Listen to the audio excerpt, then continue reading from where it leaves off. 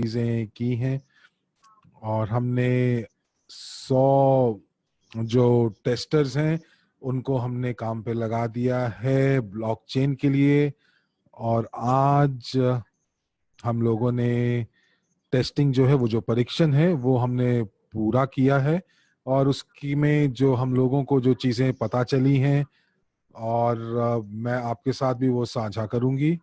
तो सबसे पहले मेरी स्लाइड आएगी, तो मैं आपको इन जो आज के सत्र में जो स्लाइड्स हैं उन सब का हम उसके ऊपर बात करेंगे। मैं आपको थोड़ा सा उनके बारे में बताऊंगी और उसके बाद हम प्रश्न उत्तर लेंगे। और जो हमारे जो सदस्य हैं जो कि हमारे साथ बहुत अभी जुड़े हैं, तो उनके लिए मैं आपको बताना चाहूंगी कि मेरा नाम मरिया अंतोनियक्का है और मैं मॉस्को में रहती हूँ। मैं 20 साल से वित्त विभाग में, मुझे 20 साल का अनुभव है और मैं अपनी इस सत्र में ब्लॉकचेन प्रौद्योगिकी का कार्यान्वयन विभाग की मैं प्रमुख हूँ। और अगली स्लाइड पर चलते हैं। और हमने पिछले साल क्रिप्टो यूनिट प्रोग्राम का शुभारंभ किया था और उसका प्रायोजन सिर्फ यही था कि हम वैश्विक पोर्टफोलियो बनाना चाहते थे और क्रिप्टो यूनिट के अंतर्गत हम लोग जो है पूंजीकरण इकट्ठा करना चाहते थे और वो हम करना चाहते थे कि ईआईपी के द्वारा। और जो भी ईआईपी आप खरीदेंगे तो आपको उसके एवज में सीआरयू टोकन्स दिए गए थे। और इस साल 2020 में ठीक एक साल के बाद हम लोगों ने अपने जो टोकन हैं उनको हमने पंजीकृत किया है एक ग्लोबल पोर्टफोलियो में, वैश्विक पोर्टफोलियो की एक इकाई में। और ये हमने किया है यूएस के एसईसी के अंतर्गत। और हम लोग अपना सीआरयू प्रोग्राम जो है हम उसके बारे में हम लोग उसको बढ़ावा दे रहे हैं। और आज हमारे पास 2 टोकन्स हैं, दो तरह के। तो दोस्तों, क्या आप देख पा रहे हैं? तो हम लोगों को एक सीआरयू जो हम लोगों ने जो सीआरयू हमने जो अपना नामकरण किया था, और वही सीआरयू का नाम जो था वो कोरियन एक्सचेंज में भी पंजीकृत हुआ। और इसीलिए जब हमें कॉपी कर लिया गया, हमारे हमारे नाम को कॉपी कर लिया गया, तो हम लोगों ने इसीलिए हमने WCRU का नाम दिया। और ये इसलिए भी किया कि ताकि हम अलग हों। और अब हम कदम दर कदम अपने पार्टनर के साथ उन पार्टनर्स के लिए जो कि इसकी रिकॉर्डिंग 2 दिन या 3 दिन या 4 दिन के पास बाद देखेंगे। और वो पार्टनर, वो सदस्य जो हमारे साथ 2019 से जुड़े हुए हैं, वो किसी भी महीना हो सकता है 2019 में। तो जो वर्ल्ड क्रू टोकन है, हम लोग इसके बारे में बात करेंगे 1 नवंबर से। तो आज की तारीख में ये उपलब्ध नहीं है, इसको खरीदा नहीं जा सकता।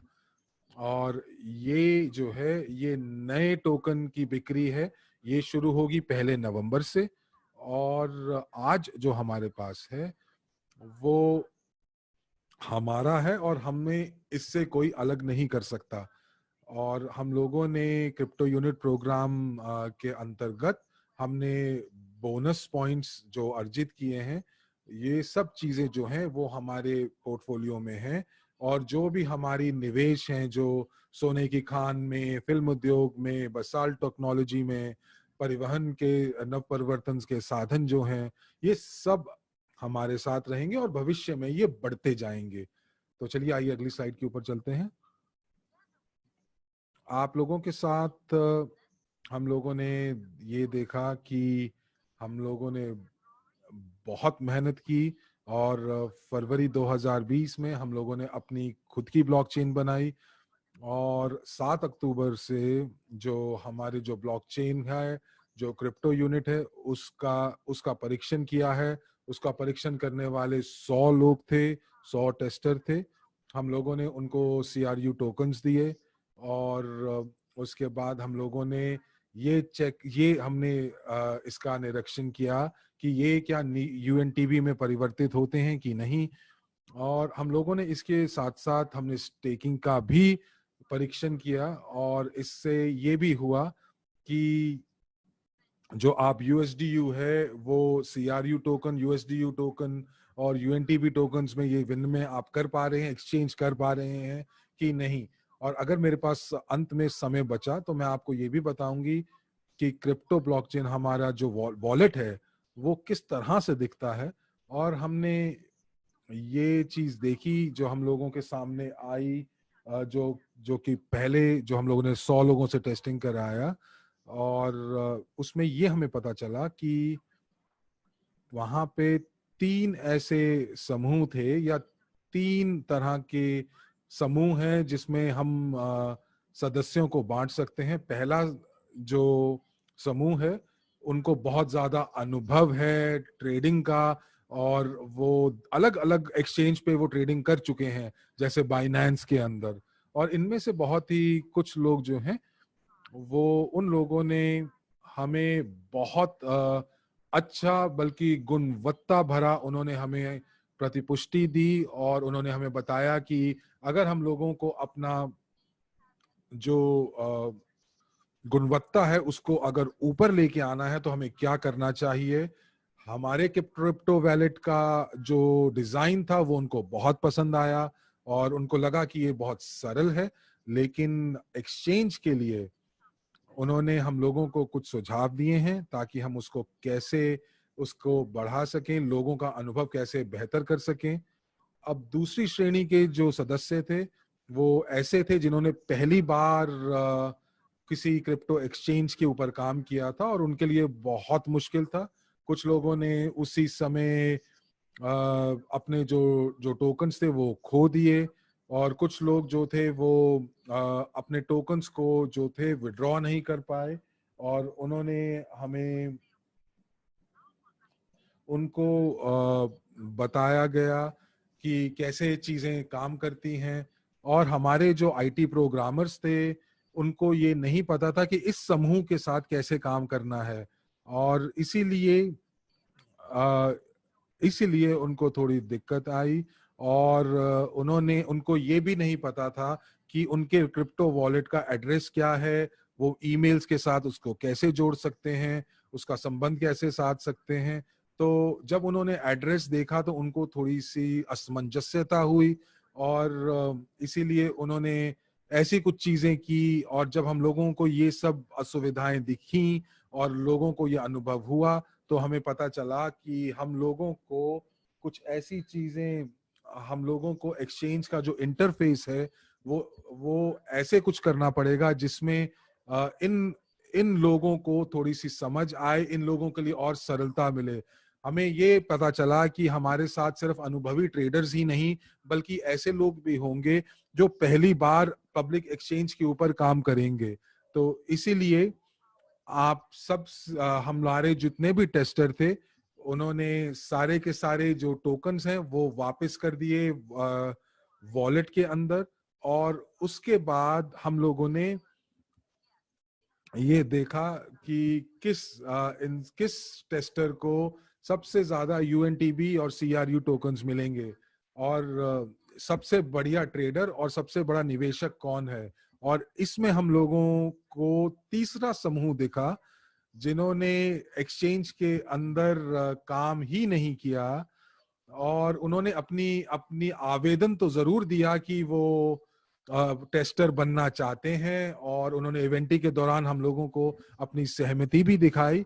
लेकिन अंत में कुछ लोग उनके पास और ये जो समूह था ये ऐसा समूह था जो कि बहुत जो हमारे लीडर्स हैं, जो शीर्ष लीडर्स हैं, और क्योंकि उनके पास वक्त की कमी होने की वजह से वो 1 से लेके 15 तारीख तक वो एक्सचेंज के अंदर वो आ ही नहीं सके।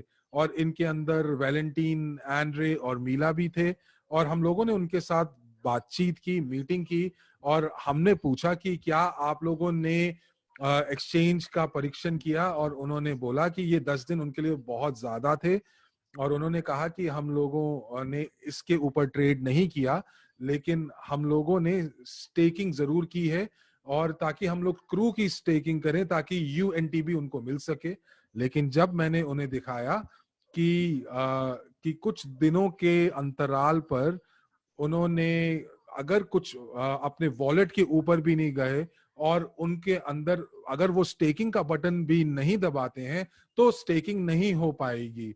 और उसी समय उन्होंने मुझसे प्रश्न पूछा कि मुझे कितना यूएनटीबी मिलेगा और मुझे किस तरह से यूएनटीबी मुझे वापस मिलेगा, मुझे कितने स्टेकिंग के बाद कितने अंतराल पे कितना यूएनटीबी वापस करेगा। तो देखिए, आज के समय में क्योंकि हम लोग निरीक्षण कर रहे हैं और हम लोग टेस्टिंग कर रहे हैं, तो इस समय तो हम आपको नहीं बता सकते।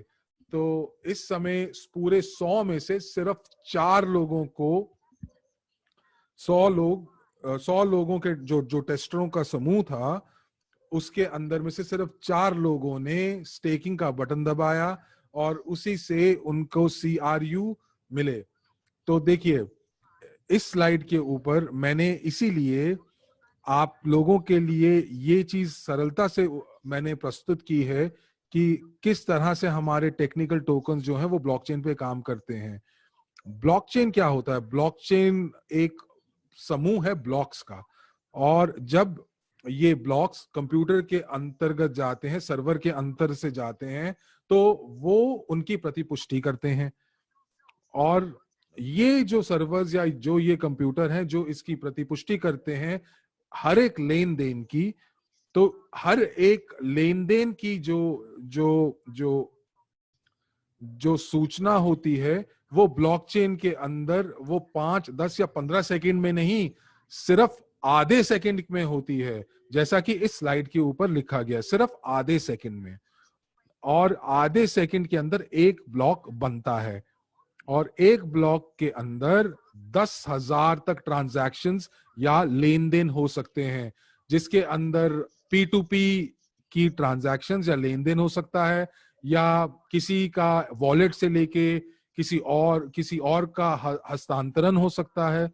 तो हर तरह की जो लेन देन है, 10,000 लेन देन का आधे सेकंड में एक ब्लॉक बनता है। और इसकी जो गति है वो हर आधे सेकंड पे एक ब्लॉक बनता है। और जो इसका पुरस्कार है वो है 40 यूएनटीबी टोकन का पुरस्कार। तो ये जो 40 टोकन जो आते हैं, हम उनको कहां आवंटन करें? तो ये जो हैं ये नोड्स के ऊपर इनकी प्रतिपुष्टि करते हैं। और जैसे ही आप सीआरयू टोकन्स को आप जैसे ही सीआरयू टोकन्स को आप स्टेकिंग करते हैं, तो उसमें से 95% जो है वो सीआरयू की स्टेकिंग में चला जाता है, और जो 5% है वो सिर्फ और सिर्फ वैलिडेटर्स को जाता है। और ये जो टोकोनॉमिक्स है ये सिर्फ अंग्रेजी भाषा में उपलब्ध है, और क्योंकि हम लोग बहुत सारे दस्तावेज को अनुवाद करने की कोशिश कर रहे हैं, तो आप गूगल ट्रांसलेट का इस्तेमाल कर सकते हैं। आप टोकोनॉमिक्स को आप कॉपी करें, और उसके बाद आप गूगल ट्रांसलेट पे उसको आप देख सकते हैं कि आपको पता चले कि टोकोनॉमिक्स आखिर में है क्या। और मैं आपको बहुत विस्तार से बताना चाहूंगी कि यूएनटीबी क्या है, और इसका मैं उदाहरण बिटकॉइन की माइनिंग से दूंगी। तो बिटकॉइन की जो माइनिंग होती है, जो खनन होता है, वो i6 से होता है। और ये ऐसे कंप्यूटर्स हैं या एक ऐसे माइनर्स हैं जो बहुत तेज गति के हैं। और इनका जो हार्डवेयर है, इसका हार्डवेयर जो है ये एक एक आपके जो कंप्यूटर है उसकी तरह से ही है, लेकिन उसके अंदर जो जो ब्लॉकचेन का जो कंप्यूटर है उसके अंदर बहुत सारी प्रक्रियाएं हैं वो जो चल रही हैं। शायद उसके अंदर 20 या 30 माइक्रो प्रोसेसर्स लगे हुए हैं, और वो कुछ गणना करते हैं, और उन गणना से और उनके कार्य क्षमता से वो एक बिटकॉइन जो है वो बनता है। जो बिटकॉइन का जो खनन होता है, जो एक ब्लॉक का जो खनन होता है, वो एक ब्लॉक के अंदर 6.25 बिटकॉइन निकालता है। और हमारे ब्लॉक के अंदर वो 40 जो टोकन है वो निकालता है। तो जब बिटकॉइन जब शुरू हुआ था तो वो पहले 50 बिटकॉइन एक ब्लॉक को देते थे। तो 10 साल पहले उन्होंने बदल के उसको 10 बिटकॉइन पर ब्लॉक का हो गया, प्रति ब्लॉक हो गया।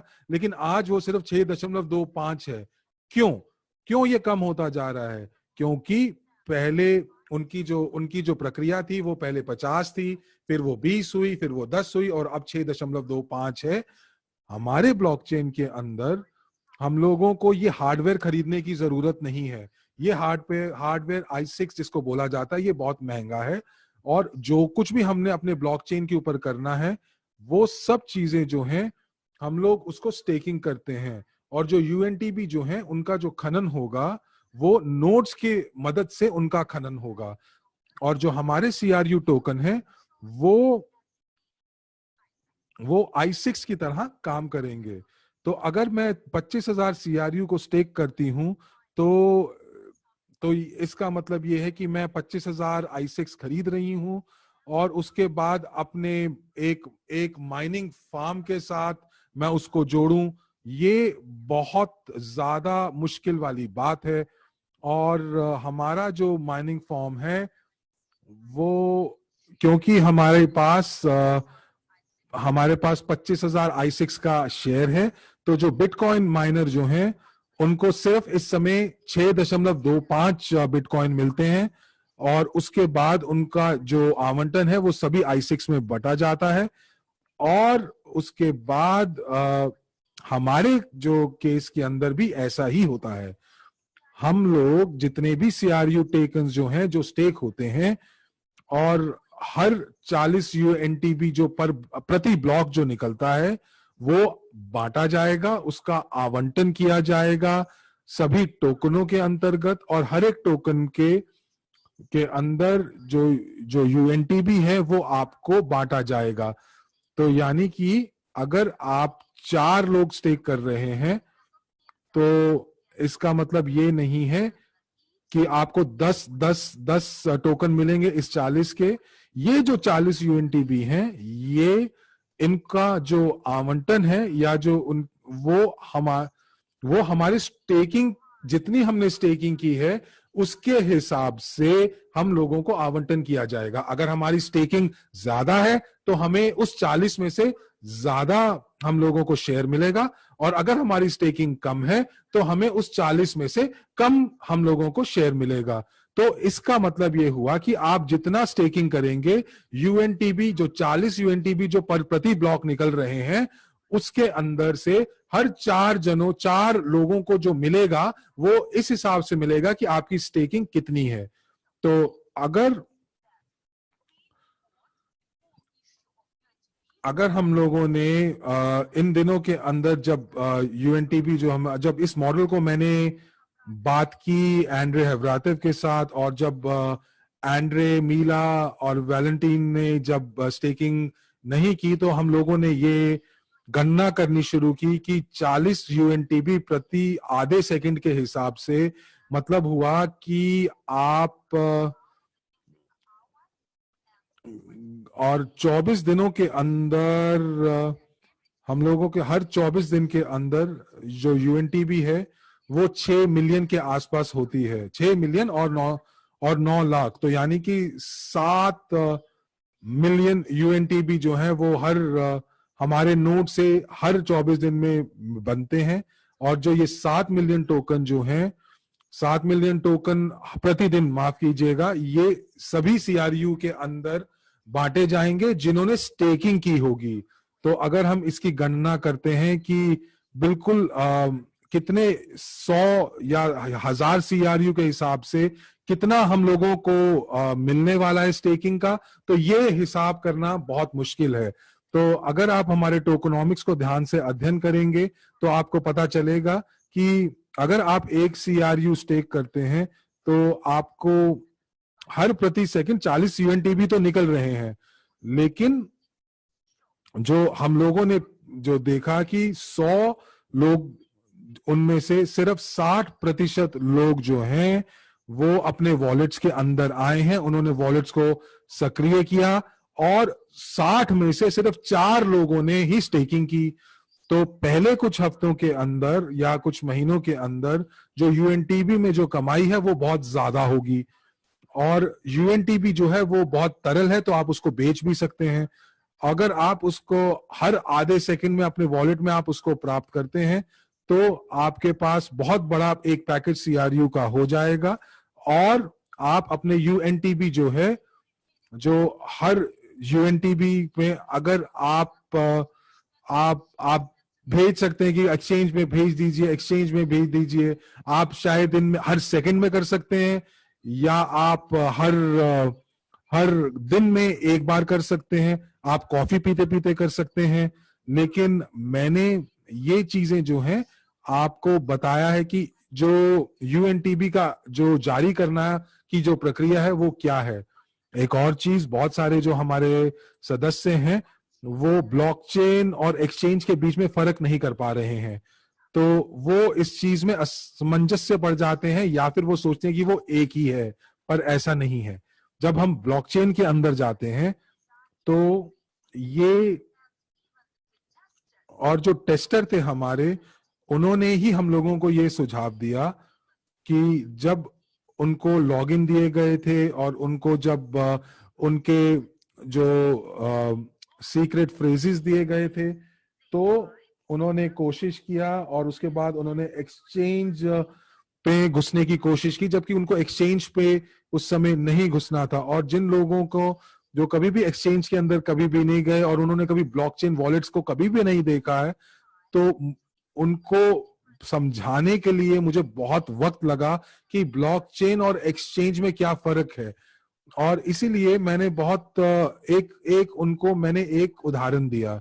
तो अगर हम बिटकॉइन का एक एग्जांपल लेते हैं, उदाहरण लेते हैं, तो बिटकॉइन जो है वो 10 साल से एक ही इकाई पे है, और बिटकॉइन की जो एक्सचेंज है, ब्लॉकचेन है माफ कीजिएगा, उन्होंने बहुत सारे क्रिप्टो वॉलेट जो हैं वो उन्होंने जारी किए हैं। बहुत सारे डेवलपर्स जो हैं उनके पास एक प्रोग्राम हाथ लगा जिससे वो क्रिप्टो वॉलेट जो है वो बना सकते हैं, और उस क्रिप्टो वॉलेट को वो किसी मेमोरी स्टिक में, या वो अपने पीसी के अंदर, या अपने टेलीफोन मोबाइल में वो रख सकते हैं। लेकिन जो आपके जो बिटकॉइन है वो बिटकॉइन एक्सचेंज में रखे जाते हैं, और आपके जो मोबाइल में जो आता है वो वॉलेट आता है। तो अब आप बताएं कि कितनी सारी एक्सचेंज हैं जो बिटकॉइन के अंदर जो है जो ट्रेड करती हैं। आप बाइनेंस में जा सकते हैं, मैट्रिक्स, डिफाइनेंस, आप कितनी सारी एक्सचेंज में जा सकते हैं, और ये सब जो एक्सचेंज हैं यहां पर आप बिटकॉइन खरीद और बेच सकते हैं। लेकिन बिटकॉइन जो ब्लॉकचेन है वो एक ही है, और इसी तरह हमारी जो ब्लॉकचेन है वो एक ही है, और क्रिप्टो वॉलेट जो है वो एक ही है। लेकिन जैसे ही हम मशहूर हो जाएंगे, वैसे ही बहुत सारे जो डेवलपर हैं वो क्रिप्टो वॉलेट का वो उस प्रोग्राम के जरिए हमारे क्रिप्टो वॉलेट्स को बनाएंगे और उसके अंदर अपने टोकन्स को सहेज के रखेंगे।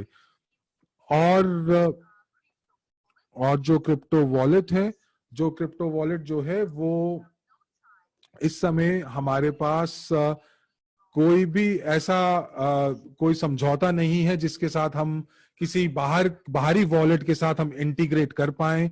लेकिन सिर्फ समझाने के लिए आपको ये बताना चाहूंगी कि जो ब्लॉकचेन के अंदर आपके टोकन है, आपके पास एक क्रिप्टो वॉलेट होगा, और उसके बाद वो बहुत सारी एक्सचेंज के ऊपर वो लेन देन किया जा सकेगा। तो जब हम ये कहते हैं कि बैक ऑफिस से हम आपके जो टोकन है उनका हस्तांतरण करेंगे, तो सबसे पहले आप जो हैं आप टोकन्स जो हैं अपने जो टोकन्स है वो क्रिप्टो वॉलेट्स में हस्तांतरण करेंगे, और उसके बाद अब आप सोचेंगे कि अब मुझे एक्सचेंज में जाना चाहिए या नहीं। और इन लोगों को, जिन लोगों ने कभी भी एक्सचेंज के ऊपर काम नहीं किया है, आपको शायद कभी जरूरत भी ना पड़े। इस बढ़िया ये होगा कि आप वो लोग जिन्होंने कभी भी एक्सचेंज के ऊपर हस्तांतरण नहीं किया है, उन लोगों का इंतजार करें जो कि आपके लिए सरलता से आपके जो टोकन है वो अलग अलग क्रिप्टो करेंसी से एक्सचेंज या अलग विनिमय कर सकते हैं। तो अब जैसे अगर आप अपने टोकन्स को रूबल्स या यूएस डॉलर में बदलना चाहते हैं तो आज आप ये नहीं कर पाएंगे। और अगर हम ये कहें कि जो हमारा जो ब्लॉकचेन है, आप ब्लॉकचेन के अंदर आपकी जो पहुंच है क्रिप्टो वॉलेट तक है, और उसके बाद आप जो है आपने ये उसके बाद एक्सचेंज पे लेके जाते हैं, तो ये एक अलग कहानी है। तो ये हो सकता है कि हम लोगों की जो एक्सचेंज है और जो हमारा जो क्रिप्टो वॉलेट है वो अलग अलग हो। तो रजिस्ट्रेशन के लिए सिक्योरिटी और एक्सचेंज कमीशन के साथ जो हम लोगों ने अपना जो श्वेत पत्र है या व्हाइट पेपर जो है, जिसके अंदर हम लोगों ने अपने क्रिप्टो यूनिट प्रोग्राम का खुलासा किया है, वो सब हम लोगों ने कर दिया है।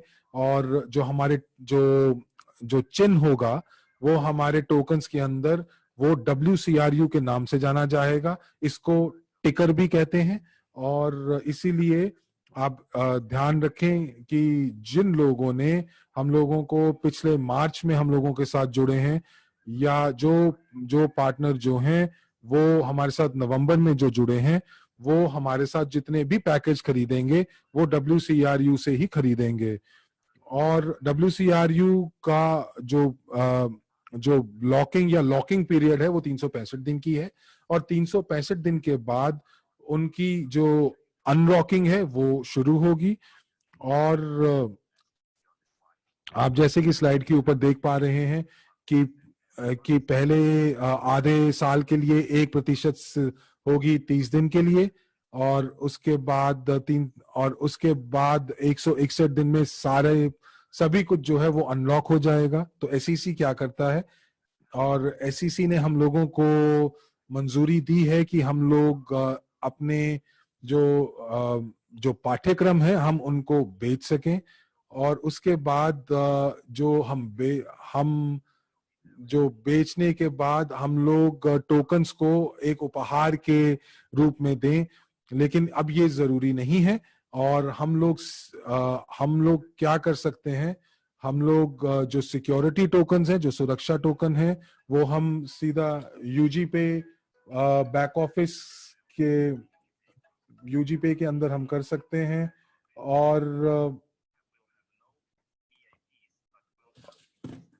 और हम लोग जो है उसके अंदर इन्वेस्टमेंट पैकेजेस भी जो दे सकते हैं। हमारे पास 1 मिलियन से ज्यादा टोकन्स हैं।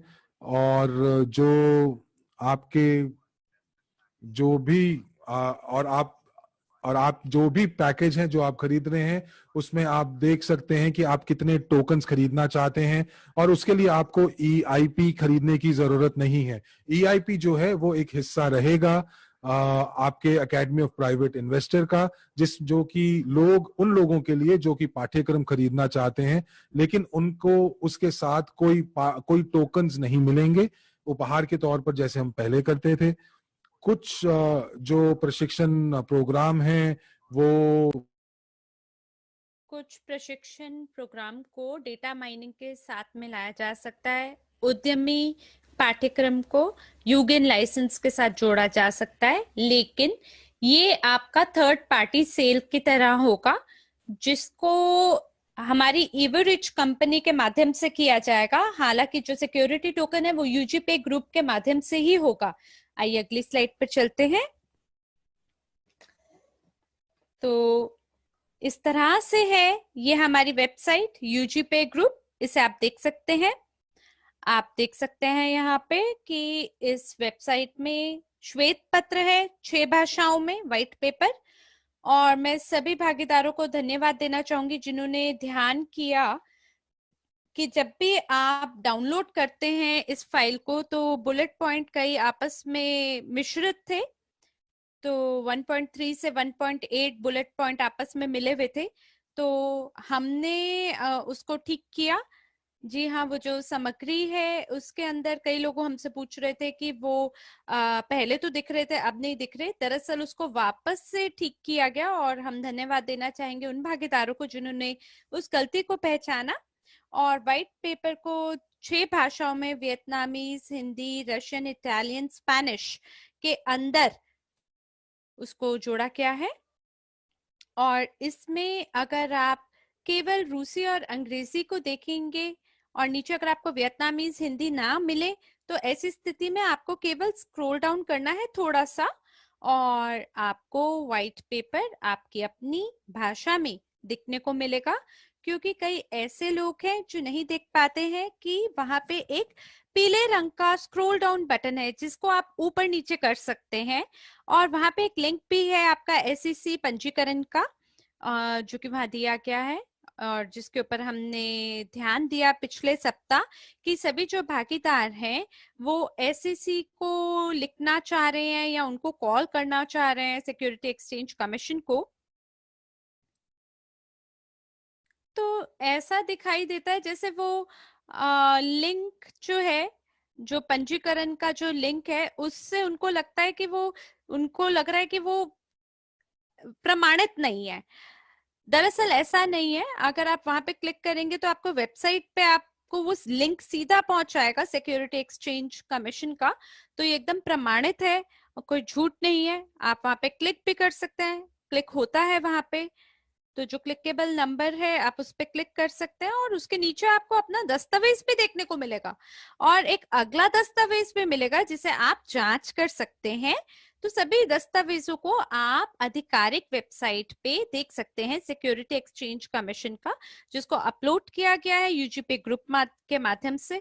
तो आपको जरूरी नहीं है कि आप वहां पे फोन करें और पुष्टिकरण करें, क्योंकि आप ऐसा करते हैं तो उसकी वजह से सभी वकील हमें फोन करते हैं कि हमने कभी इस तरह के टोकन पहले नहीं देखे और आपने अभी तक इसका उद्घाटन नहीं किया है।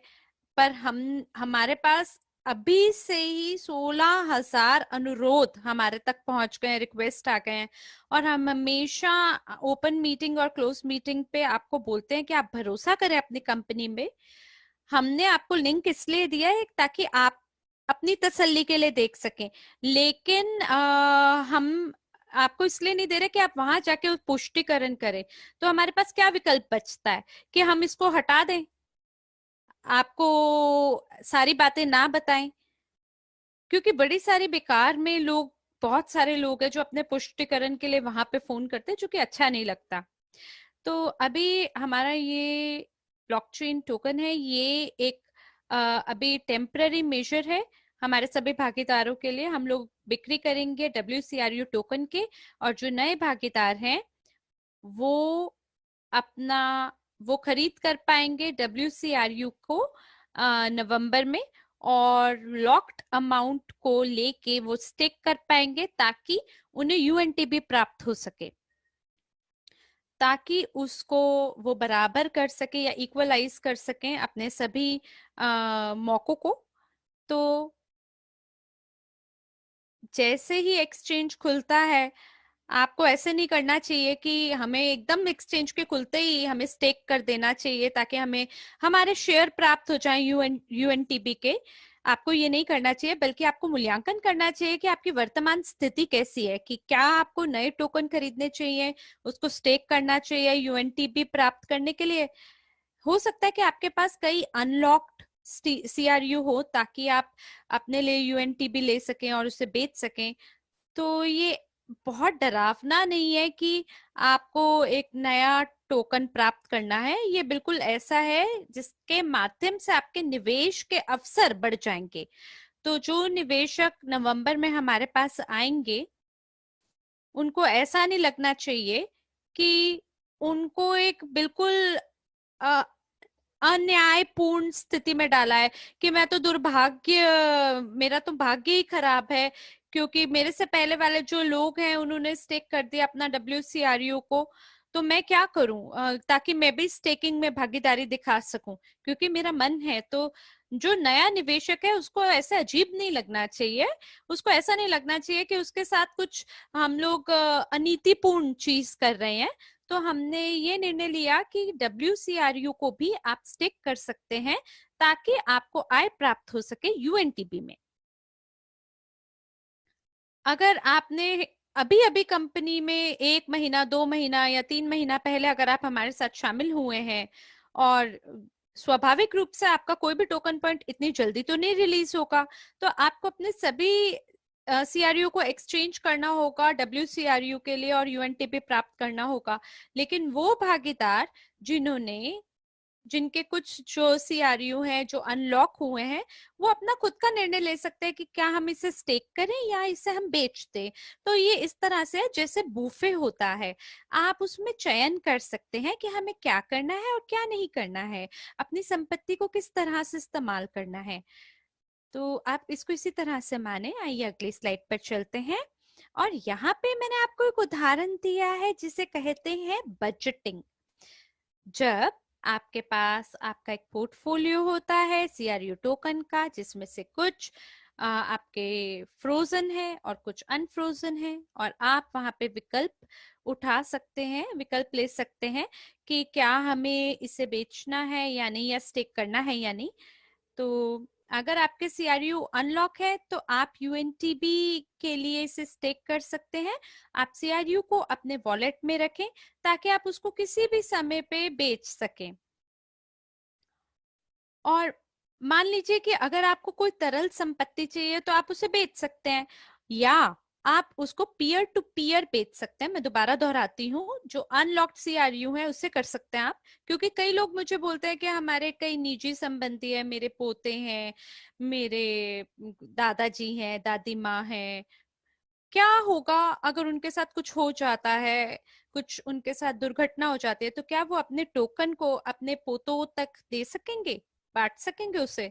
तो हम आपको दिखाते हैं कि आप कैसे ट्रांसफर कर सकते हैं सीआरयू को अपने वॉलेट में, और फिर वहां से वो कुछ भी कर सकते हैं कि या तो पी टू पी ट्रांसफर कर लें या एक्स्ट्रा एक्स्ट्रा एक्सचेंज, जिसका मतलब ये है कि अगर आप नहीं जानते हैं एक्सचेंज को ठीक तरीके से, तो आप एक्सचेंज को आधिकारिक एक्सचेंज की बजाय भी एक्सचेंज कर सकते हैं उस व्यक्ति के साथ जिस पे आपको भरोसा हो। जैसे आप उसे बोल सकते हैं कि मैं आपको 1000 सीआरयू दे रहा हूं और आप मेरे को ट्रांसफर कर दीजिए। तो हो सकता है कि आने वाले कुछ महीनों में हमारा जो एक सीआरयू वो $1 की कीमत का हो जाए। आने वाला समय ऐसा भी हो सकता है। तो वो लोग जिनके पास WCRU फ्रोजन है वो उसे स्टेक कर सकते हैं यूएनटीबी प्राप्त करने के लिए। या आप समझिए कि कैसे आप एक्सचेंज कर सकते हैं अपने जो फ्रोजन सीआरयू है उसको, ताकि आपको WCRU प्राप्त हो जाए। देखिए, अभी हमारे पास सीआरयू है जिसको हमने प्राप्त किया मार्केटिंग प्लान के तहत, या हमने जनवरी में प्राप्त किया, जब आपको याद है हमारे पास 10% बोनस सीआरयू था।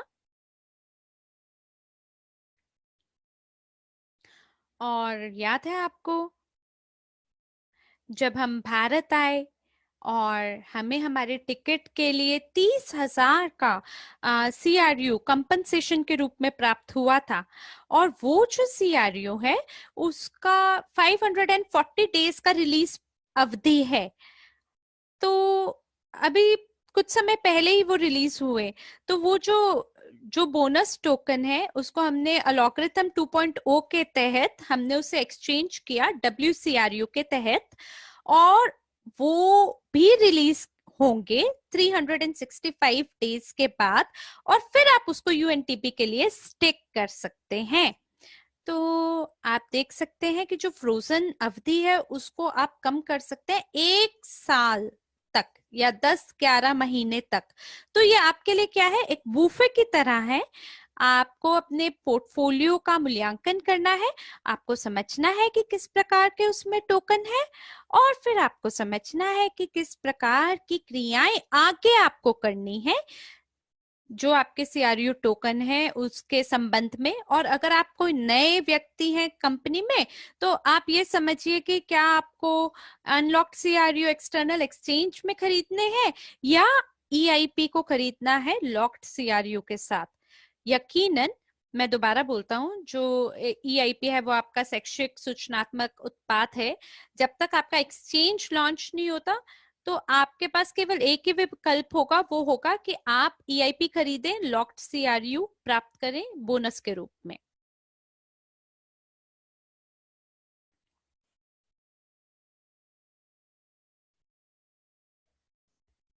तो ठीक है जी,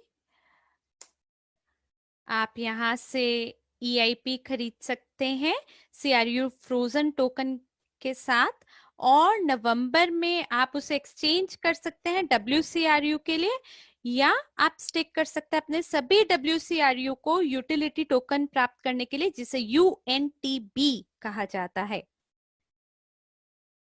वरना कई बारी एक छोटा सा ग्लिच हुआ है रूसी कमरे में, तकनीकी समस्या।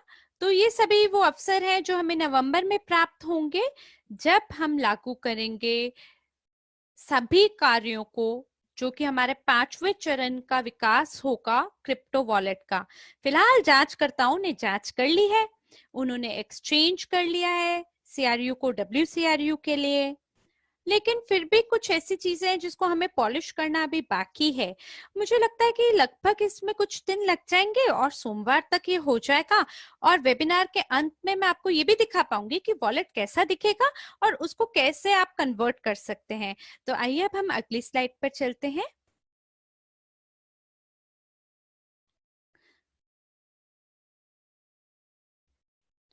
मेरे ख्याल से आपने कोशिश करी होगी अपने खुद के तालिका बनाने में, CRU स्टेकिंग की ये जो तालिका है इसको समझा होगा। और कई लोगों ने मुझे लिखा भी कि अगर मुझे पहले पता होता तो मैं ये नहीं करता या वो नहीं करता। देखिए, अभी जो रिलीज CRU टोकन है उसको आप स्टेक कर सकते हैं दो तरीकों से। एक, आप स्टेकिंग कर सकते हैं CRU के लिए, और दूसरा आप स्टेक कर सकते हैं UNTP के लिए। और जो स्थितियां हैं उनमें थोड़ा परिवर्तन हुआ है। हमारे पास फिलहाल 1 महीने का टैरिफ नहीं है, और हमने हटा दिया है वो मौका कि जो आपका अर्ली टर्मिनेशन आप कर सकते थे CRU को, वो अब आप नहीं कर सकते। हमने ऐसा क्यों किया? क्योंकि ब्लॉकचेन पर हम लोग बचाएंगे केवल 3 बिलियन CRU टोकन स्टेकिंग के लिए। और अगर लोग अपने स्टेकिंग को करना शुरू कर देते हैं और फिर उससे टर्मिनेट करना शुरू कर देते हैं, तो ये जो संतुलन है CRU 3 लाख CRU टोकन का, तो ये या तो रहेगा या बिल्कुल ही हट जाएगा, इसका संतुलन बिगड़ जाएगा। और ये स्मार्ट कॉन्ट्रैक्ट के तहत नहीं हो पाएगा ऐसी स्थिति में, और हम नहीं चाहते कि ऐसी स्थिति हो।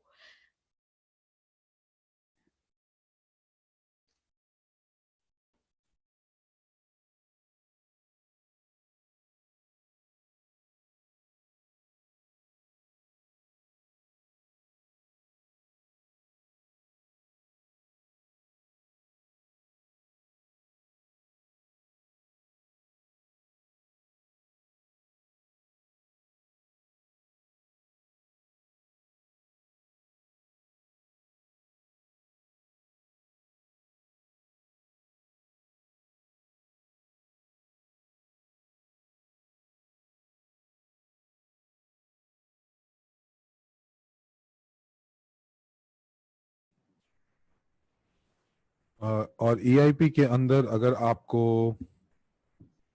CRUs अगर आपको चाहिए EIP के, जैसे कि आप $10,000 पैकेज आप लेते हैं, तो आप उसका अगर आप भुगतान जो है उसका EMI में करते हैं, तो आपको, अगर हम लोग इसकी गणना करें तो EIP इंस्टॉलमेंट प्लान के ऊपर, तो आपका जो क्रिप्टो यूनिट का जो मूल्य है वो 14 सेंट्स का होगा। और जब आप भुगतान करेंगे तो आपको जो है 10,000 ब्लॉक्ड CRU मिलेगा। तो अनलॉक्ड CRU के लिए तो वो अलग कहानी है। तो मुझे लगता है कि अगर मेरे पास 10,000 अनलॉक CRU हैं, तो मैं उसको इस हिसाब से खर्च करूंगी कि 1,000 जो है वो 3 महीने की स्टेकिंग के लिए चला जाएगा, और फिर 1,000 जो CRU हैं वो 6 महीने, और फिर 12 महीने, और इसी तरह।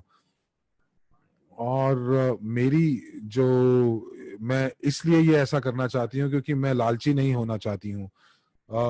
बहुत सारे जो हमारे जो जो पार्टनर्स हैं वो स्टेकिंग को 36 महीने के लिए करना चाहते हैं, और उसके बाद उन्होंने उसके लिए इवेंटी स्टेकिंग के लिए उन्होंने अपनी बाकी के सारे जो EIPs हैं, माफ कीजिएगा, बाकी की सारी जितनी भी स्टेकिंग है वो उन्होंने तोड़वा ली थी। और इसीलिए मतलब अब आप ये देख लीजिए कि आप 3 साल के अंदर जो आप इवेंटी प्लान के अंदर आप स्टेकिंग करेंगे, तो उसके अंदर आपके पास सिर्फ और सिर्फ आप उसको तोड़वा नहीं सकते हैं। आपको हर महीने बस कुछ आपको भुगतान आता रहेगा, इंटरेस्ट आता रहेगा। और इसीलिए हमने ये सीखा कि किस तरह से आप एक डाइवर्सिफाइड पोर्टफोलियो जो है आप उसको बना सकते हैं। और कुछ जब जैसे ही हम लोग स्टेकिंग कुछ लॉन्च करते हैं, जिसको शुरुआत करते हैं, तो वो डाइवर्सिफिकेशन के बारे में बिल्कुल भूल ही जाते हैं। और वो अपने जितने भी उनकी जो पूंजी होती है वो किसी ने मुझसे एक ही चीज के अंदर डाल देते हैं। तो कुछ ने किसी ने लिखा है कि सिर्फ 7,000 जो CRU हैं वो ही हम स्टेक कर सकते हैं। बिल्कुल, जो 3,000 टोकन जो हैं वो बिल्कुल भी स्टेकिंग नहीं की गई थी, और वो 3,000 टोकन जो थे वो हमने किसी और चीज के लिए रखे थे। तो अगर आप उनको बेचना चाहते हैं तो आप बेच सकते हैं। तो 3,000 टोकन्स जो हैं वो हमने, जो CRU थे, उनकी हमने स्टेकिंग नहीं की थी। तो ये जो आवंटन है ये क्या देता है, 3 महीने के अंदर आपको इसका जो कुछ भाग है उसको आप अनस्टेक कर सकते हैं, और या तो आप उसे बेच सकते हैं या स्टेक कर सकते हैं UNTB में, या कुछ और कर सकते हैं, या किसी और को भेज सकते हैं। और ये सुनिश्चित करेगा कि बदले में ये आपको दे तिमाही राजस्व, यानी क्वार्टरली रेवेन्यू आपको ये देगा। लेकिन मान लीजिए अगर आपको इसकी आवश्यकता नहीं है कि आप हर 3 महीना में आप कुछ प्राप्त करें कुछ बेचने के लिए, तो आप इवेंटी स्टेकिंग का विकल्प को चुन सकते हैं, और 4% प्रति माह के हिसाब से आप रुक सकते हैं इंटरेस्ट के रूप में प्राप्त करने के लिए। या आप एक इस प्रकार का जटिल जो चक्र है कंपाउंड इंटरेस्ट का, उसका भी निर्माण कर सकते हैं। आपको याद होगा कि हमने जब मास्टर प्रॉफी किया था तो हमने चक्रवर्ती ब्याज यानी कंपाउंड इंटरेस्ट के बारे में जाना था, और हम लोग पहले सोच भी नहीं सकते थे कि ये किया भी जा सकता है स्टेकिंग में, क्योंकि ये बिल्कुल इस तरह से है जो असीमित आपको आय कमा कर देती है, मनी मेकिंग मशीन की तरह। तो आपको अपना इंटरेस्ट प्राप्त होता है अनलॉक्ड CRU के रूप में, और आप उसको वापस से स्टेक करते हैं। उसके बाद जो कुछ CRU है वो रिलीज हो जाते हैं थोड़े समय के बाद, फिर आप उसको दोबारा से स्टेक करते हैं UNTB प्राप्त करने के लिए, और फिर UNTB को भी आप दोबारा से बेच सकते हैं। तो देखिए कितने सारे विकल्प हो गए आपके लिए यहाँ पे। और अगर आप बेचना नहीं चाहते हैं अपने CRU को एक तत्काल लाभ प्राप्त करने के लिए, मान लीजिए 20 सेंट नवंबर के अंदर, तो ऐसी स्थिति में आप चुन सकते हैं उस पूरे को स्टेक करना, ताकि आपका अपना खुद का भाग्य उदय करने वाला चक्र यानी व्हील ऑफ फॉर्च्यून आपके लिए शुरू हो जाए। और आपको ये जो सभी टैरिफ हैं ये करने की जरूरत नहीं है। जैसे कुछ लोग बोलते हैं कि आप इसे स्टेक कर सकते हैं महीने के सारे दिन, ताकि आपको स्टेकिंग इनकम प्राप्त हो सके हर दिन। और ये आपको इतना बड़ा चक्रवर्ती ब्याज यानी कंपाउंड इंटरेस्ट देता है, इंटरेस्ट पे इंटरेस्ट, इंटरेस्ट पे इंटरेस्ट, इतना अद्भुत हो जाता है कि आपका पैसा जो है वो आपके बच्चों के लिए पैसे का जन्म करेगा, और उनके बच्चों के लिए पैसे का जन्म करेगा, और जन्म पे जन्म, पैसे का जन्म पे जन्म, ये पहिया जो है ये चलता चला जाएगा। तो अगर आप टर्मिनेट करना चाहें अपने कॉन्ट्रैक्ट को, तो आप अपने जो ब्याज है उसको बेच सकते हैं। और एक और चीज, अगर आप विड्रॉ करना चाहते हैं या अनस्टेक करना चाहते हैं अपने CRU को, तो जब आपकी अवधि खत्म हो जाती है, ऐसी स्थिति में 72 घंटा लगता है अनस्टेकिंग के लिए, जब तक वो जो पैसा है वो वापस आपके क्रिप्टो वॉलेट में नहीं आ जाता। कई लोग ये भी पूछते हैं कि वो जो 3 बिलियन CRU टोकन है उनका क्या। देखिए, ये जो 3 बिलियन CRU टोकन है, जब ये समाप्त हो जाएंगे तो क्या हमारे जो टोकन है वो स्टेकिंग पे रहेंगे बिना ब्याज के 2 या 3 साल के लिए? नहीं, ऐसा नहीं होगा। देखिए, जब आप स्टेक करते हैं अपने CRU को तो एक स्मार्ट कॉन्ट्रैक्ट का निर्माण होता है और जो अनिवार्य CRU होंगे वो आपके नाम के लिए बचाए जाएंगे, रिजर्व किए जाएंगे 2 या 3 साल के लिए। मान लीजिए नवंबर में अगर हमारे पास 1 बिलियन CRU अनलॉक्ड हैं कुल मिला के, और अगर लोग उसको 24 महीना के लिए स्टेक कर देते हैं तो ऐसी स्थिति में वो जो CRU स्टेक अकाउंट होगा, खाता होगा, जिसमें 3 बिलियन CRU होंगे, आप उसमें देख सकते हैं 24 गुणा 2.5%, ये हुआ 60%, 0.6 बिलियन CRU इसको रिजर्व कर दिया जाएगा आपके लिए। और अगर वो सभी अनलॉक्ड CRU होगा उसे स्टेक किया जाएगा इवेंटी स्टेकिंग के लिए, जो कि 36 महीना है, तब हम रिजर्व दिखाएंगे 30 को गुणा करें 8% से, जो कि 240% है, जो कि 2.4 बिलियन CRU बन जाएंगे।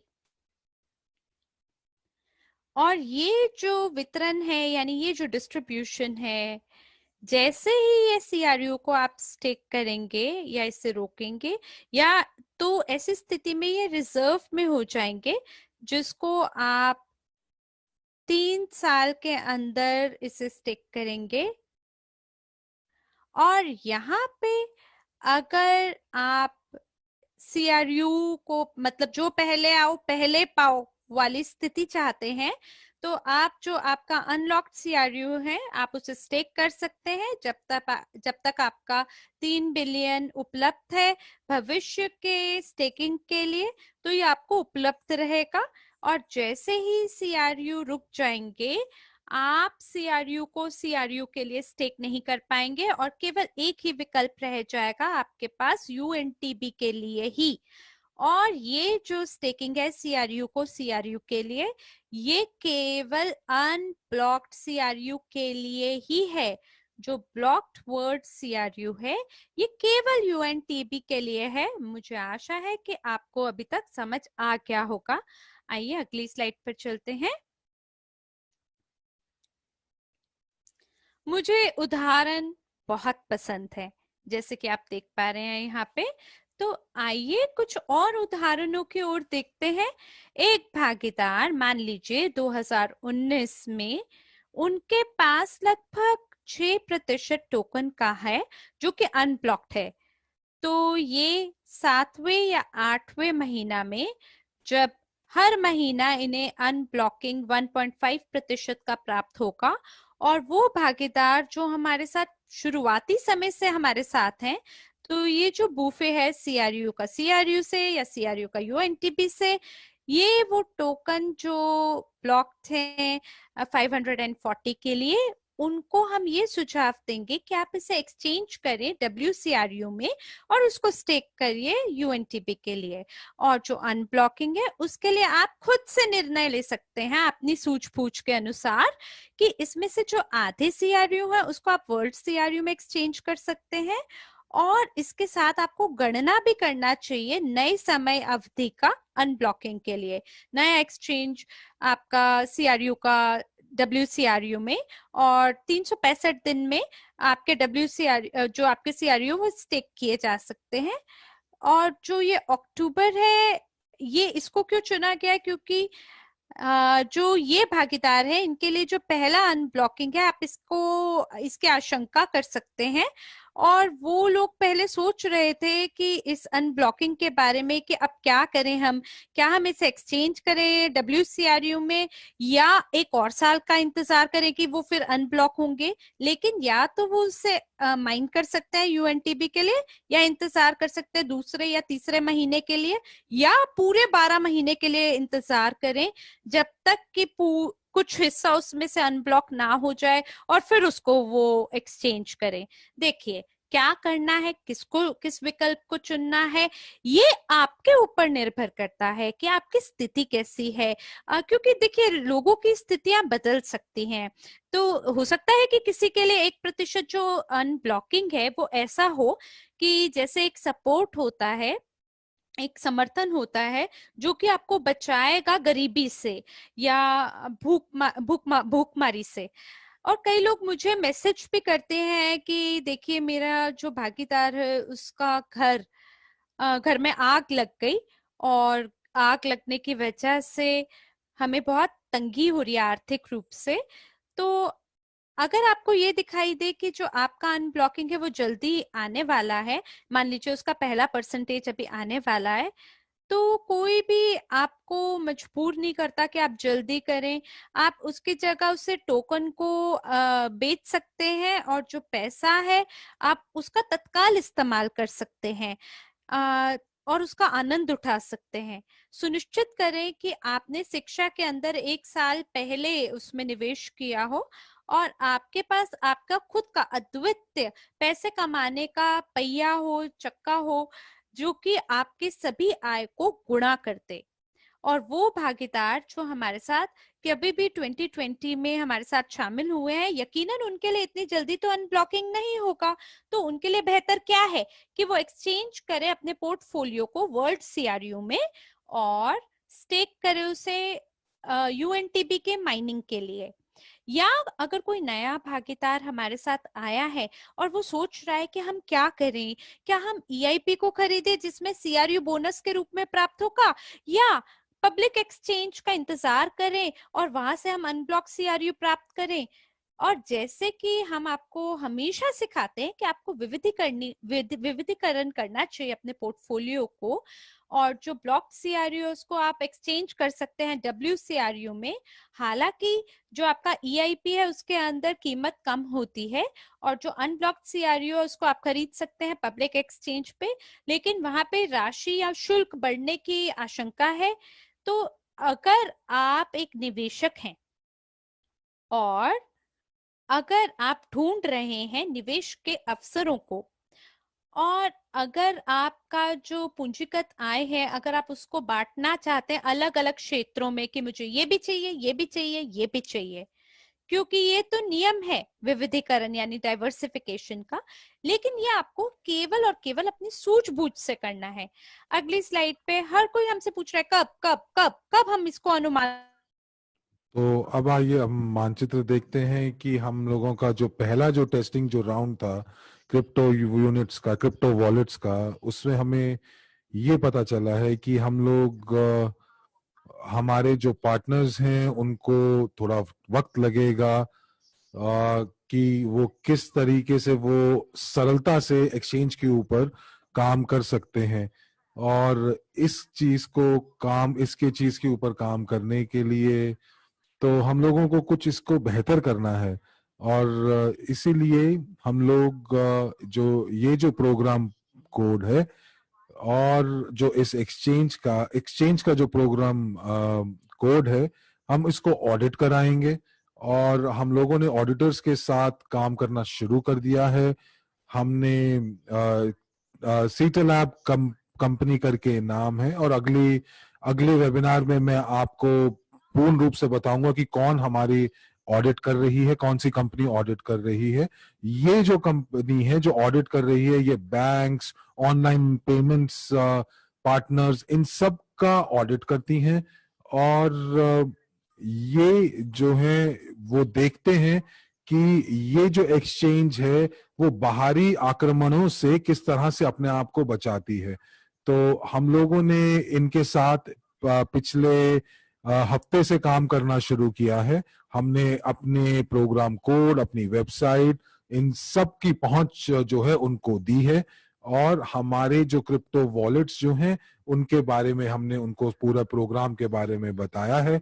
और हम लोगों को ये ऑडिट की क्यों जरूरत है? ये ऑडिट इसलिए जरूरी है क्योंकि उसके बाद हमारी एक्सचेंज के पास एक प्रमाण होगा कि ये जो एक्सचेंज है ये हमारे पास एक टेक्निकल हमारे पास प्रमाण पत्र होगा कि जो डीडॉस अटैक से या डीडॉस आक्रमण से बचाव कर सकता है। और जितनी भी संपत्ति इस एक्सचेंज के अंदर है, चाहे वो क्रिप्टो करेंसी के रूप में हो या वो कॉइन्स के अंदर हो, तो वो सब चीजें जो हैं वो सुरक्षित हैं। और हम लोग अपनी पब्लिक एक्सचेंज जो है इसको बिना इंश्योरेंस के हम इसका शुरुआत नहीं करेंगे। और इंश्योरेंस लेने के लिए हम लोगों को टेक्निकल ऑडिट की एक बहुत जरूरी है। और उन्होंने हमसे 1 महीना नहीं 3 हफ्ते मांगे हैं। और 3 हफ्ते के बाद वो लोग हमें एक प्रमाण पत्र देंगे कि हमारी जो एक्सचेंज है वो सुरक्षित है।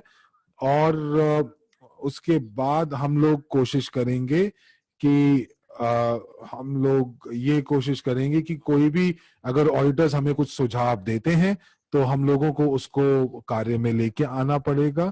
जब वो अपनी रिपोर्ट देंगे, हम उसके बाद हम लोग अपनी जो एक्सचेंज है वो डाल सकते हैं। लेकिन अगर ऑडिटिंग के बाद हम लोगों को कुछ सुझाव मिलते हैं और उसके ऊपर अगर हमें काम करना पड़ेगा तो उसमें शायद थोड़ी देर लग सकती है। तो आइए वापस रोड मैप के ऊपर आते हैं, मानचित्र के ऊपर आते हैं और देखते हैं कि हम लोगों की जो स्टेकिंग थी वो हम लोगों ने बैक ऑफिस में देने की सोची थी। लेकिन चूंकि जो हमारी जो हालात जो हमारे अंदरूनी एक्सचेंज के साथ हुआ और उसमें जितने भी जो हमारे जो शेष राशि थी वो बिल्कुल गिर गई, तो हम लोगों को ये पता चला कि हमारे जो भी टोकन है उसको हमें ब्लॉकचेन के ऊपर माइग्रेट करना बहुत जरूरी है। और इसीलिए हमारे जो आईटी डिपार्टमेंट है वो इस समय सभी शेष राशि या बैलेंसेस को ठीक कर रहा है। और मुझे लगता है कि जो भी स्टेकिंग के बाद जो आप लोगों को इंटरेस्ट नहीं मिला है वो सब आपको दिए जाएंगे।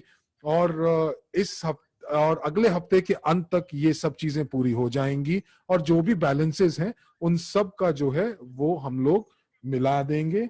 और हम ये देखेंगे कि कुछ जिन लोगों को अक्रूवल्स अगस्त के भी नहीं मिले वो उन सब की जो स्टेकिंग है उसको हम खत्म कर देंगे। हमारे पास एक प्लान था कि हम लेट अक्टूबर के अंदर या अक्टूबर के अंत तक हम लोग उसको हम खत्म कर देंगे। और जितना भी ब्याज बनता है स्टेकिंग के ऊपर वो सब आपको बैक ऑफिस के ऊपर एक लिंक दिया जाएगा ताकि आप क्रिप्टो वॉलेट तक जा सकें। तो अब आप क्या करेंगे, अब आप अपने जो सीआरयूज हैं जो ब्लॉक्ड और अनब्लॉक्ड हैं उनका हस्तांतरण करेंगे। आप के जितने भी बोनस पॉइंट्स हो या आपकी जितनी भी खरीद हो ये सब के सब जो हैं आपके क्रिप्टो वॉलेट के अंदर जाएंगी और आपको उनको क्रिप्टो वॉलेट के अंदर हस्तांतरण करना पड़ेगा। तो अगर अब हम ये देखें कि अगर जिस तरह से हर एक टेस्टर जो था वो क्रिप्टो वॉलेट तक नहीं पहुंच पाया था, तो इसीलिए हम लोग कुछ दिनों का इंतजार करेंगे ताकि अधिकांश हमारे जो सहमालिक हैं वो अपने सीआरयू का हस्तांतरण जो है वो ब्लॉकचेन के ऊपर कर लें।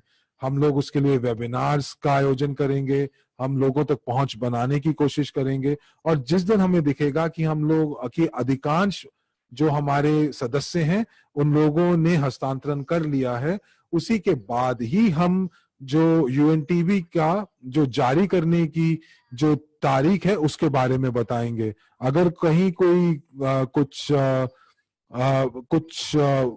उनको समझ नहीं आया, और आप देख ही रहे हैं कि जो सबसे ज्यादा लोग जिनको दिक्कत आई थी वो हमारे शीर्ष मैनेजर्स हैं। तो इसीलिए हम लोग ये मानेंगे और ये चाहेंगे कि हर एक जो है वो अपना हस्तांतरण कर लें और उनको सारी प्रक्रिया की समझ आ जाए। अब उसके बाद हम स्टेकिंग की बात करते हैं।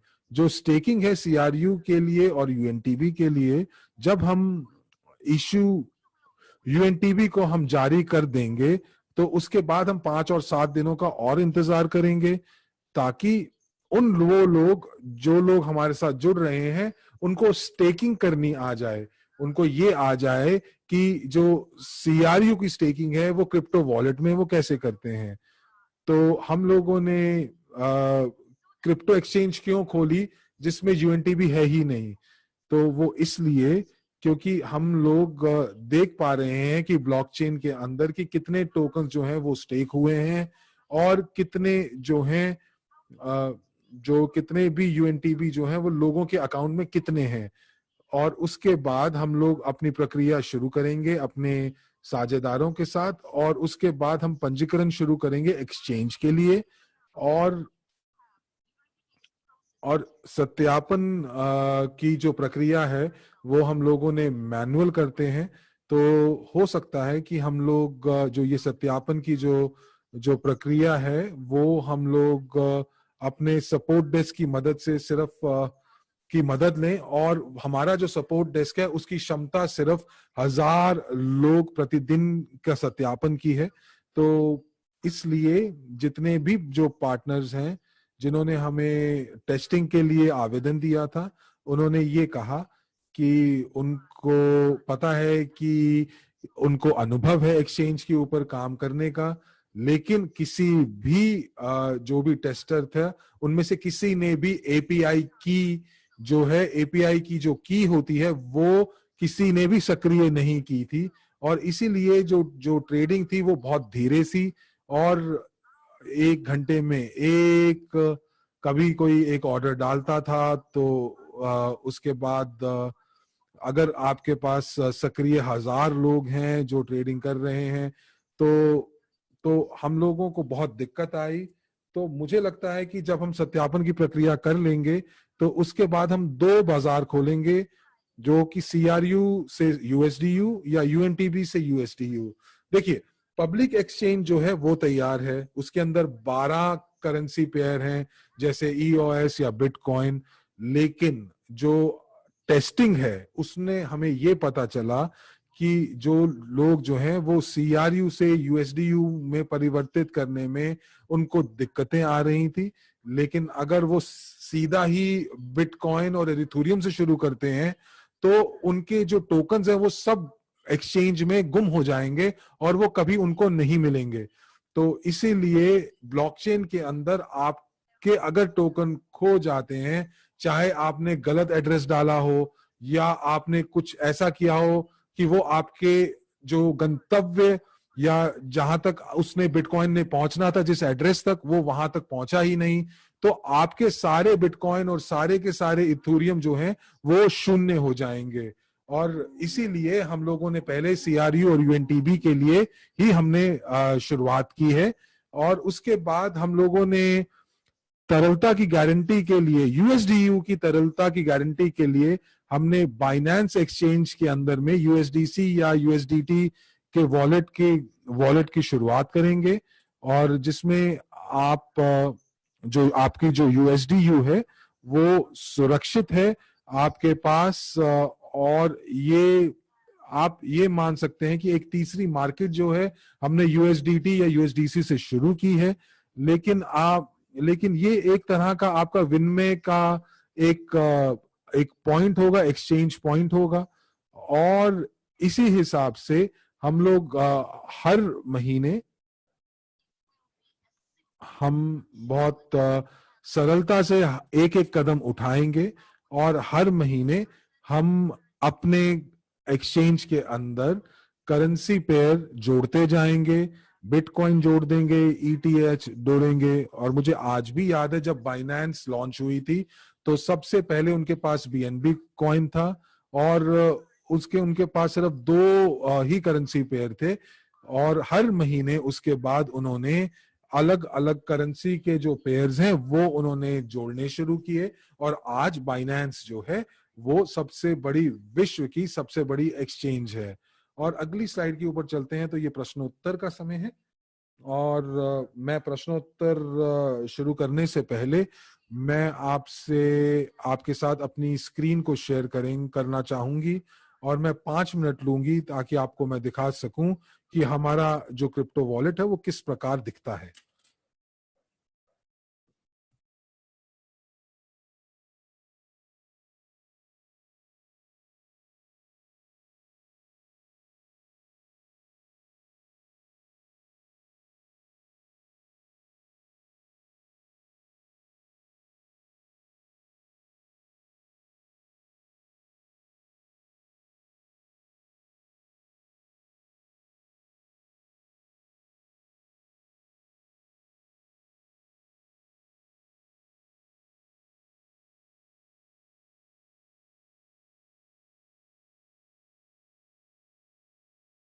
मैं स्क्रीन शेयरिंग करने की कोशिश कर रही हूँ, मुझे थोड़ा सा समय दीजिए।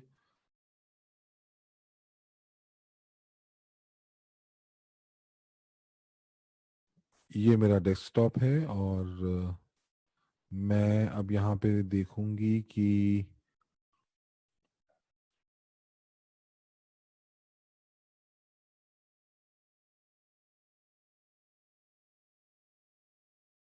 और मैं जूम इन करती हूँ और जैसे ही आप क्रिप्टो वॉलेट के ऊपर आते हैं तो आपको अपना सीड फ्रेज या एक गुप्त कोड जो है वो आपको डालना पड़ता है, जो कि आपके आपके अपने बैक ऑफिस में, व्यक्तिगत बैक ऑफिस में जो आप बना सकते हैं। उसके बाद एक 6 अंकों का पिन कोड आप बनाएंगे और उसके बाद आप अपना 6 अंकों का आप पिन कोड बनाते हैं और अगर आप उसके बाद लॉग आउट कर देते हैं तो अगले सत्र के लिए आपको एक और पिन कोड बनाना पड़ेगा। तो इस तरह से जो हमारा जो क्रिप्टो वॉलेट है वो दिखाई देता है और ये एक टेस्टिंग का अकाउंट है, टेस्टिंग अकाउंट है। और ये जितने भी आप यहाँ पे जो बैलेंसेस देख रहे हैं, जो राशि देख रहे हैं, ये सब झूठे हैं। ये सिर्फ टेस्टिंग के लिए, परीक्षण के लिए ही ये रखे हुए हैं। और हमारे पास आप देख रहे हैं यूएनटीबी की संख्या और 1 लाख से ज्यादा यूएसडीयू। तो देखिए ये एक्सचेंज के अंदर मैंने कुछ सीआरयूज बेचे थे और मुझे कुछ 100 यूएसडीयू मिले। तो ये एक्सचेंज के ऊपर जब मैंने काम किया तो ये उसका नतीजा है। तो 1 लाख यूएनटीवी से मुझे मुझे इतना वो मिला। और ये सब चीजें जो है वो परीक्षण के लिए ही हैं। और आप अपने किसी भी बटन को दबाएंगे तो आपके जो बैलेंस है वो रिफ्रेश हो जाएंगे। आप सीआरयू स्टेकिंग पे जाएंगे, सीआरयू स्टेकिंग का एक टैब है और उसके बाद मैंने 7 घंटे पहले मैंने कुछ 40,000 मेरे पास सीआरयूज हैं जो मैंने स्टेकिंग, जिसमें से मेरे पास जो कुल है वो 97,661 क्रू हैं। और ये जो आपको यहाँ पे एरो दिख रही है, इससे पता चलता है कि आपके जो शेष राशि का कितना हिस्सा जो है आपको प्रतिशत में स्टेकिंग करनी है। और ये यहाँ से बदला भी जा सकता है और आप यहाँ बता भी सकते हैं इसको मैन्युअली। और उसके बाद आप जब स्टेकिंग करते हैं तो ये आपसे पूछेगा कि आप अपने पिन कोड की पुष्टि करें। आप उसको पुष्टि करेंगे और उसके बाद यहाँ पर एक आपको संदेश आता है। और टेस्ट सर्वर के अंदर मेरे पास 50,000 सीआरयूज जो हैं वो स्टेक हो गए हैं। और जो मेरा जो वॉलेट है उसमें ये दिखाई दे रहा है कि पिछले 7 घंटे में मैंने कुछ भी जो है वो मैंने विड्रॉ नहीं किया है।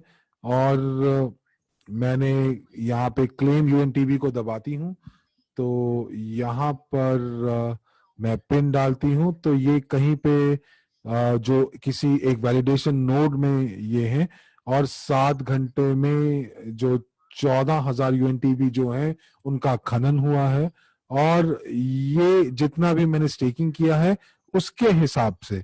और उसके बाद मैंने कुछ देर पहले, मैंने जैसे अब बता रहा है कि कुछ सेकंड पहले मैंने इसको रिफ्रेश किया है।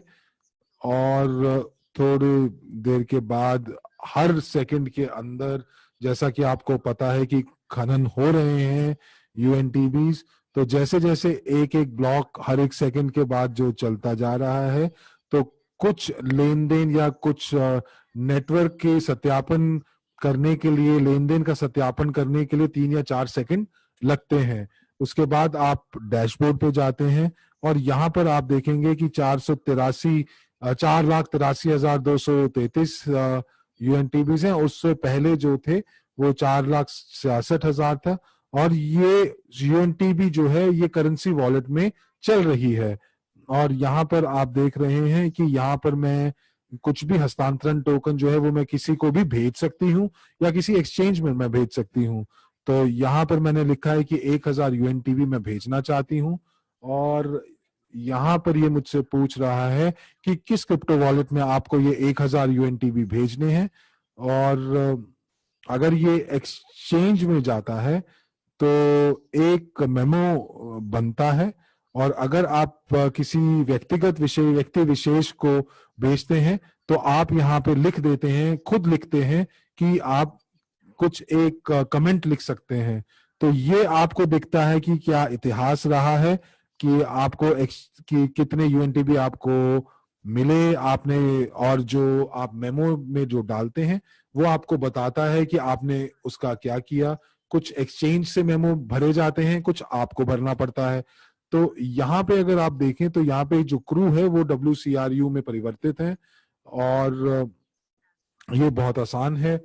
यहाँ पर आप बताएंगे कि आपने कितने CRUs जो हैं उनको आप WCRU में बदलना चाहते हैं। अब मैं यहाँ पे आपको ये दिखाना चाहती हूँ कि ये जो जो गोले हैं ये रैम, CPU और नेटवर्क हैं। तो ये हमारे जो भी संसाधन हैं उनका इस्तेमाल कर रहे हैं। और बहुत सारे लोग मुझसे पूछते हैं कि यूएनटीबी का फायदा क्या है, क्योंकि यहाँ पर तो नेटवर्क का तो कोई लागत ही नहीं है, और यहाँ पर हमारे जो हस्तांतरण जो हैं वो मुफ्त होते हैं, लेकिन जो भी लेन देन होता है वो कहीं ना कहीं किसी मेमोरी में या किसी स्पेस में वो स्पेस लेता है। और जैसे ही ये एंट्रीज हैं, और इन एंट्रीज जो ब्लॉकचेन के ऊपर होती हैं, जो लेन देन का जो है वो आपके जिस तरह से आपके स्मार्टफोन में आपकी मेमोरी का इस्तेमाल करती है, वैसे ही वो जो ट्रांजैक्शंस हैं, जो ये लेन देन है, वो भी ब्लॉकचेन के कुछ मेमोरी को इस्तेमाल करती हैं।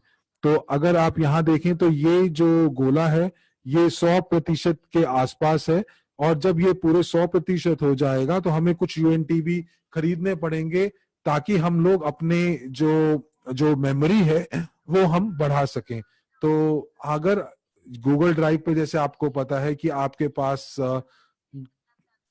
जो गूगल है, अगर आप उससे 15 GB जैसे आपको मुफ्त मिलता है, और अगर आपके 15 GB का आप इस्तेमाल कर लेते हैं तो वो आपसे बोलता है कि आपको अधिक अधिक मेमोरी के लिए आपको भुगतान करना पड़ेगा।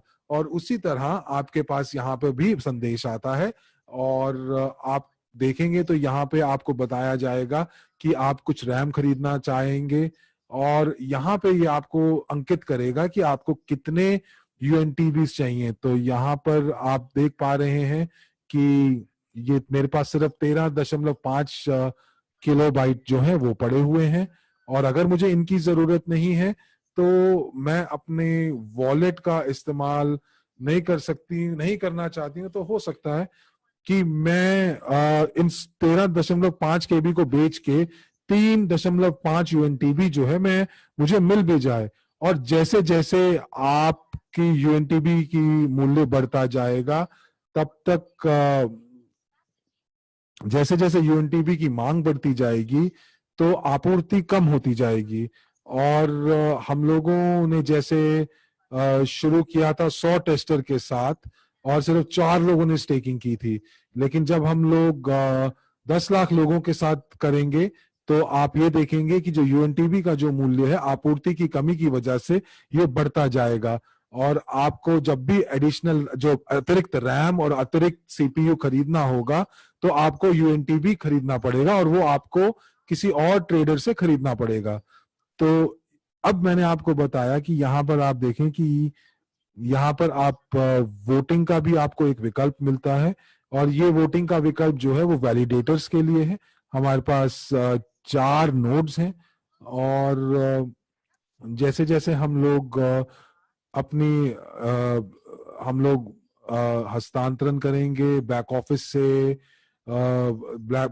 से अपने ब्लॉकचेन की तरफ, तो हमारे जो नोड्स हैं वो 4 से बढ़कर 21 हो जाएंगे। और आप उसके बाद आपके पास विकल्प होगा कि आप इन नोड में से किसी एक के ऊपर वोट कर सकें। और कुछ और नतीजे आपको मिलेंगे कि हम लोग यूएसडीयू टोकन्स या डिविडेंड इन नोड्स में दें कि नहीं दें। हम लोग पीयर टू पीयर अकाउंट्स जो आपके सामने है वो आपके पास है। ये आपके अकाउंट का पीयर टू पीयर एड्रेस है। आप इसको कॉपी करें और ये कुछ आप लिखना चाहें कि आप ये किसको भेज रहे हैं तो ये आपको याद रहेगा, ताकि आप जब कुछ समय के बाद आप देखें तो आपको पता चलेगा कि आपका इतिहास क्या है लेन देन का। तो उसके बाद इसके ऊपर कुछ फिल्टर्स भी लग सकते हैं। तो आप यहाँ देख रहे हैं कि मैंने कुछ सीआरयू टोकन स्टेक किए हैं, कुछ भेजे हैं, और यहाँ पे मेरे को कुछ मिले हैं, यहाँ पे कुछ मेरे को मैंने आगे भेजे हैं टोकन्स। तो मैं एक फिल्टर लगा के देख सकती हूँ कि मुझे देखना है स्टेकिंग कितने भेजे हैं।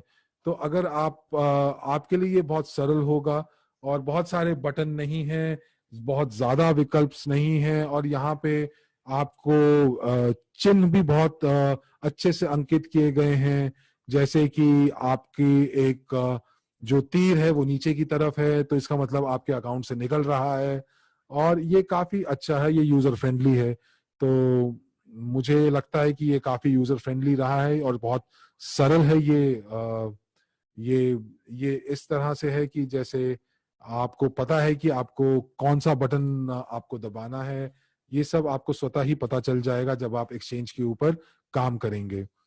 तो जब मैं ब्लॉकचेन के ऊपर सारे लेन देन जो है वो मैं हस्तांतरित करूंगी तो आपको पता चल जाएगा कि कितने सीआरयूज लॉक्ड हैं।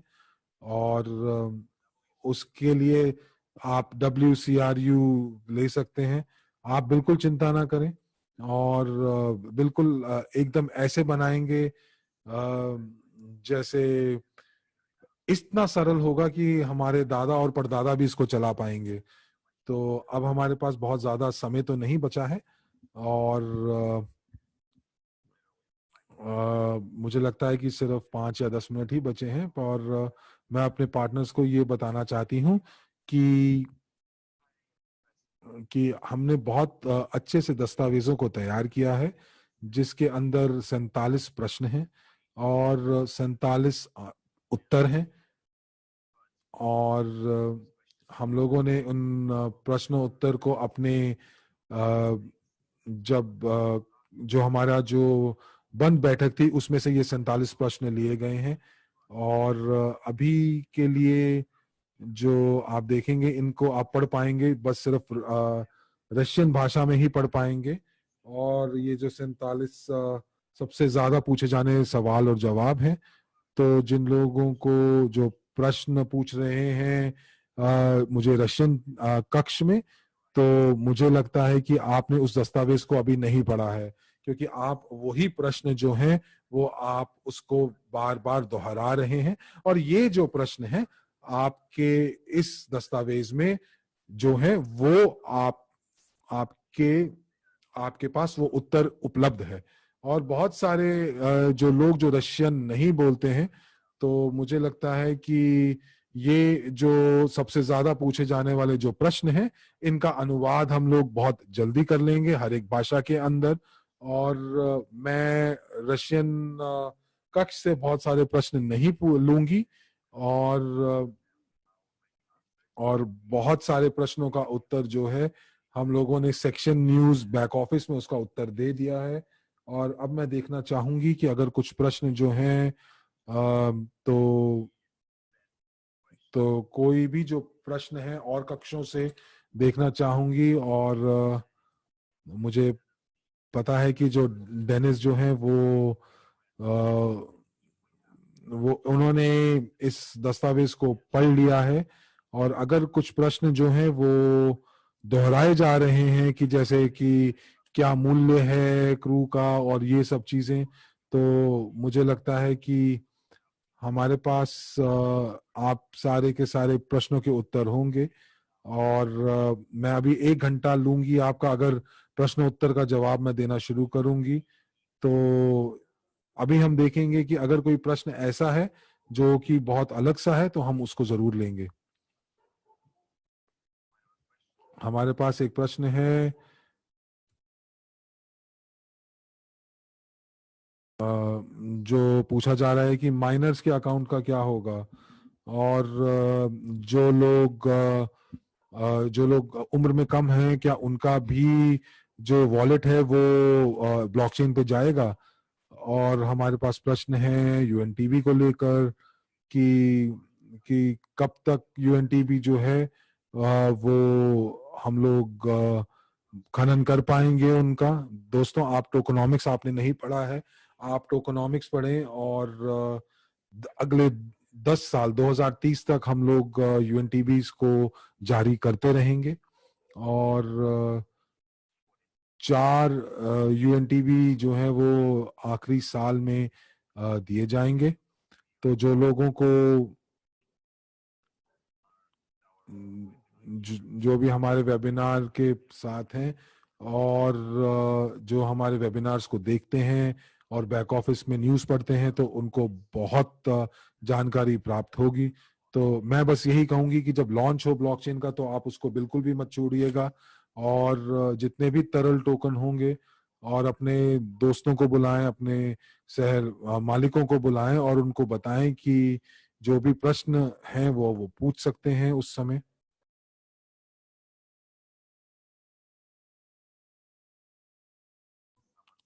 किसी ने बोला कि यूएनटीबी जो है वो जलाए जाएंगे और सिर्फ 8 बिलियन ही रहेंगे।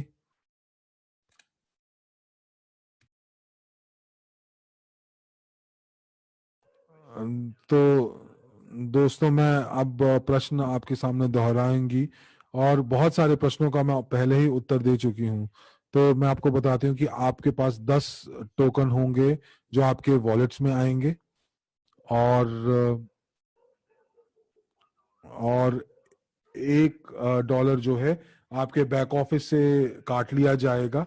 और क्योंकि हम लोग सेंट्स को हस्तांतरण नहीं कर सकते हैं, तो इसीलिए 1 डॉलर जो कि न्यूनतम शुल्क है वो आपके बैक ऑफिस से कट जाएगा। और मुझे नहीं लगता कि ये बहुत ज्यादा शुल्क है। और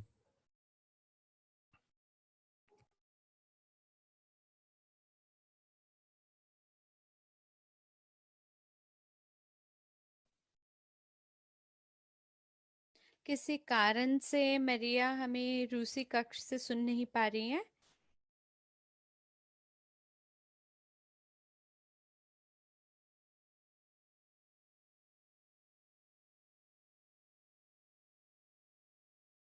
तो फिर भी हम लोग सबसे पहले जो हमारा दस्तावेज है उसको पहचाने, क्योंकि मरिया फिलहाल हमें सुन नहीं पा रही हैं किसी कारण से। तो मुझे जरा देखने दीजिए।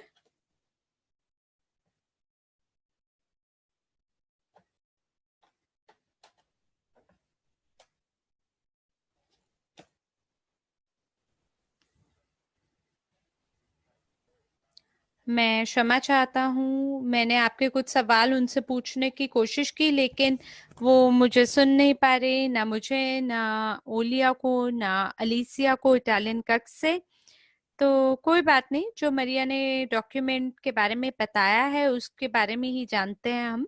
और मुझे आशा है कि उसी दस्तावेज के हिसाब से आपको कुछ उत्तर मिलेंगे। और फिर हमारे पास एक एनेस्थीसिया और मिला के साथ एक वेबिनार भी है शनिवार को। और आपका अगर कोई भी समय होगा, वो लोग, मुझे आशा है कि जरूर आपके सभी सवालों के जवाब देंगे। तो इसीलिए आप लोग तब अपने सवाल पूछ सकते हैं। तो इसी के साथ बहुत सारी शुभकामनाएं देते हुए आपको शुभ रात्रि। आपका समय शुभ हो।